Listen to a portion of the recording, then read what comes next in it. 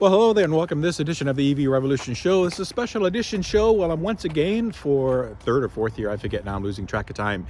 I'm here in north of the Toronto area at the Canadian Tire Motorsports Park, Speedway Park, for the annual AJAC, the Automotive Journalists Association of Canada Testfest. This is where a lot of the OEMs bring their vehicles for journalists like myself to do test rides and reviews and that kind of stuff. We get about 30 to 45 minutes to spend with a car. There is a track here that sometimes we drive them on as well, and some for off-road vehicles there's a bit of an off-road course. So this year there's no track time. There's a small course marked out, and then of course we have the country roads around this beautiful area of the Bowmanville part of the Greater Toronto area. So it's a lovely area. So I'm doing this show. It's going to be a quick first looks at a couple of vehicles. I'm super excited to be able to get into the Kia EV9 brand new 3-row SUV, so I'll talk a little bit about that. Also, Lucid, as a surprise, brought a couple of their Air products here for us to drive around. So this will be the first opportunity that I'll have to spend a little bit of seat time driving the Lucid Air. You've seen me do some reviews, static display reviews from their store in Yorkdale when they opened up, and I walked around and talked to some people about their car. So I'm not going to go into super details, just more about the driving experience. We only have about, as I said, 30 to 45 minutes. Not a lot of time to spend to really form a long-standing opinion of a vehicle, but it's enough for me to give you my thoughts on the first look. So sit back, relax, and enjoy the show. All right, so first vehicle that I have today is the Kia EV9, a brand new 3-row SUV from these guys. I'm very excited to be looking at this. I only have a few minutes, so I don't have a lot of time to spend with it. I'll take you for a quick drive as well and give you my thoughts. Now, this is a pre-production model that they've sent here for the Testfest, so they've said if there's any squeaks, rattles, or whatever, let them know. So far, haven't seen anything. It's a nice-looking vehicle. It's basically based on the Palisade type of size. It's a eGMP platform, of course, so it's its own battery pack in that architecture. But from a size, it's pretty close to the Kia Telluride that's out there today. It's actually slightly longer, depending on which version you get. So you can see from a roominess, I mean, this thing is going to have lots of room for comfort level. This is the GT-Line, so it's one of the top spec models. Got all the power seat options and everything, which I don't really have time to get into at this point. But just needless to say that it's pretty loaded. I'm going to turn that off. And just so you can see some stuff, nice size console, lots of storage, even under console storage. This thing's going to have oodles of storage, decent door pockets. It could always be bigger. Just make sure that this is unlocked. Nice. This one has the dual captain seats in the middle here, again with heated seats, cooling options as well all around, so you can deck these things out and make them quite loaded. Center console cup holders there as well. All kinds of different options, power seats. Now for getting in the back, let's see here. So it looks like you press this button, and what does it do? So it folds the seat and it moves it up.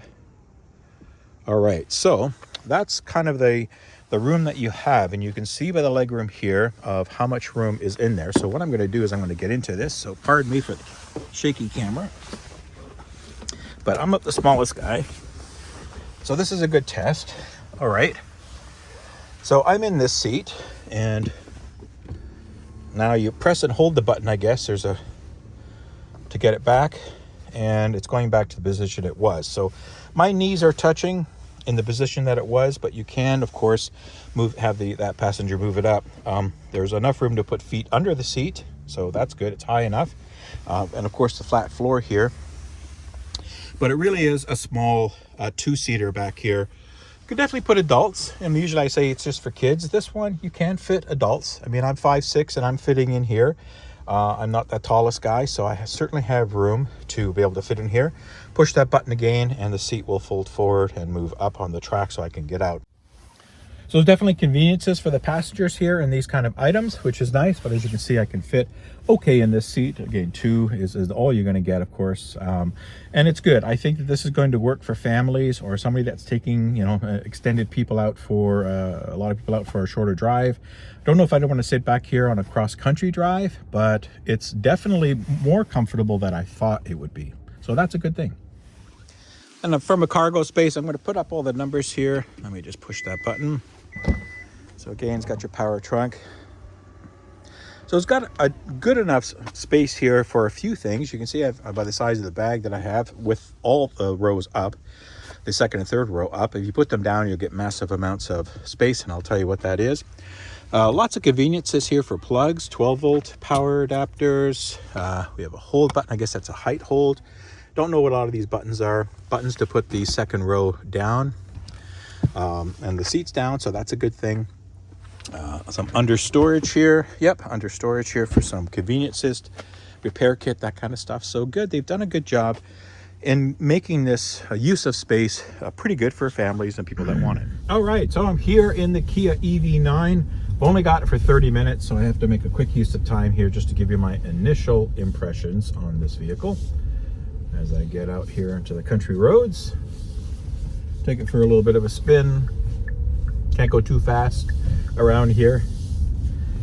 All right, so you know, as you guys know, I'm very stoked on the South Korean products, and both Hyundai and Kia and Genesis, of course, being all part of Hyundai Motor Group, are making excellent all-electrics. They've really raised the bar on the all-electrics. Everything is just phenomenal product, and this is, no doubt, is going to be just as nice as those. This is based on the same eGMP platform. Comes in a couple of trims.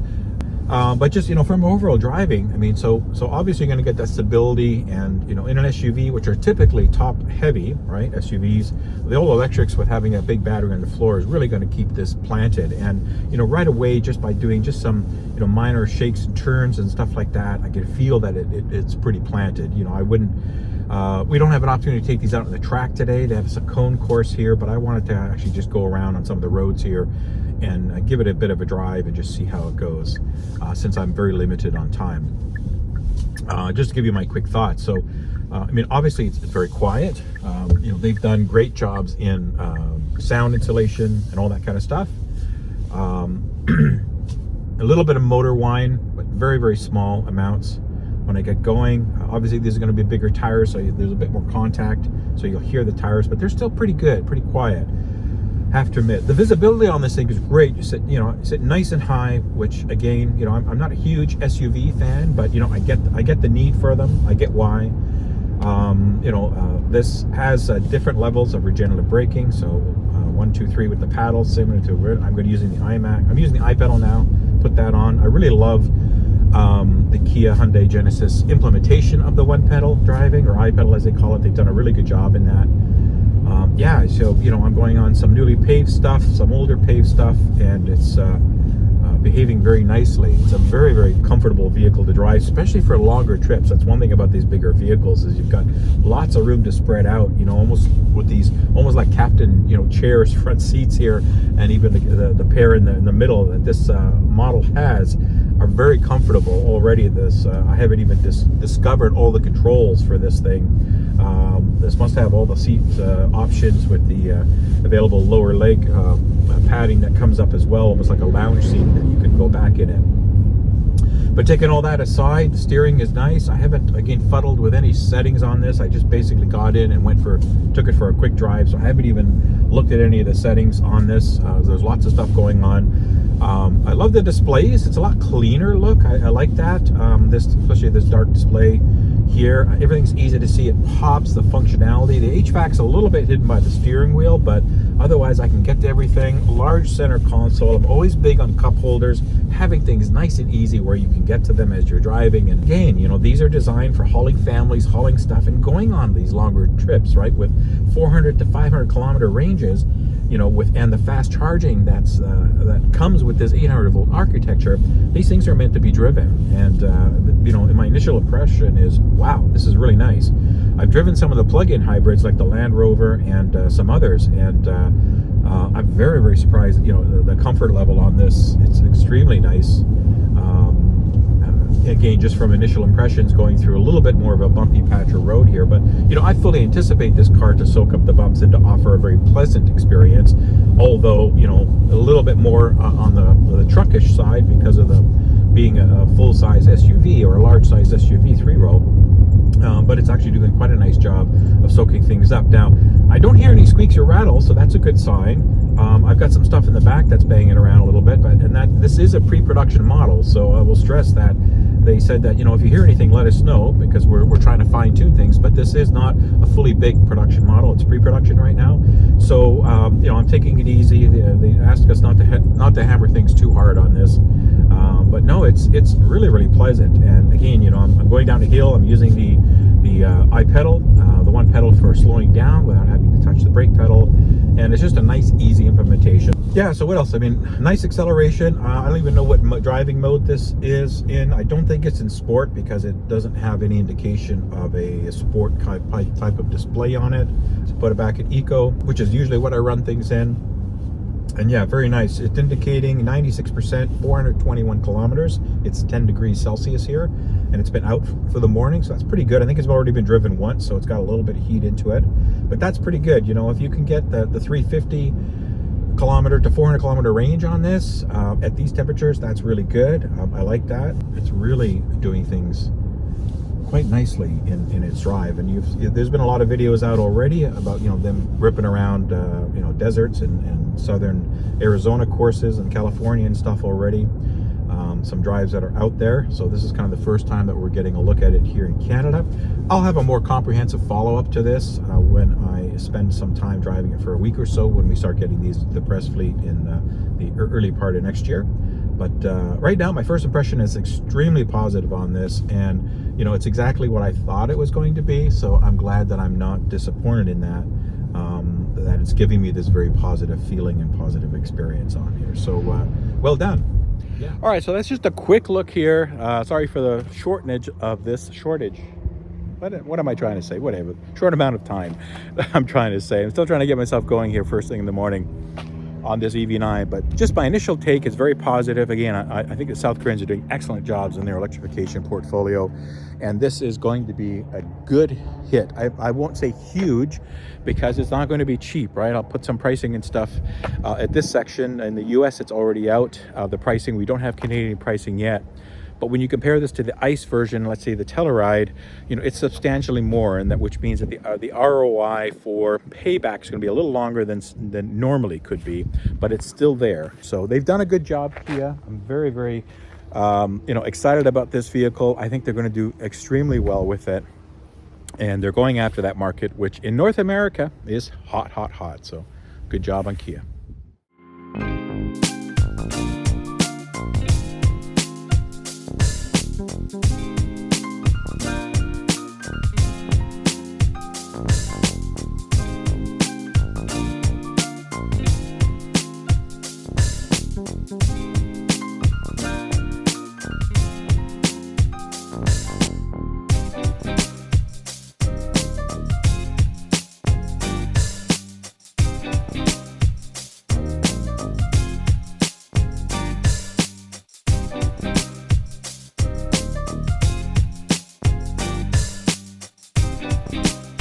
I can't do nothing with you.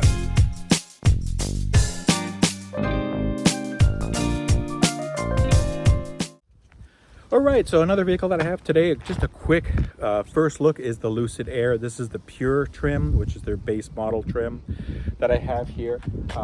Nice color white. I love the looks of this. Again, I'll put a link to the video that I did when I did the static review of this last year. Went through all the interior and exterior stuff, including frunk and all that stuff, so you could watch that video to get all the information. This is just basically a quick first look at and driving it, just from an experience, because we haven't had an opportunity to drive these vehicles yet. There aren't any press vehicles yet here to drive. Should be getting some early next year, and then I'll be able to spend a week or so, or at least a few days with it, and get more of a comprehensive feel. But first impressions, it's a beautiful looking vehicle, as you've seen. You've seen the pictures and stuff.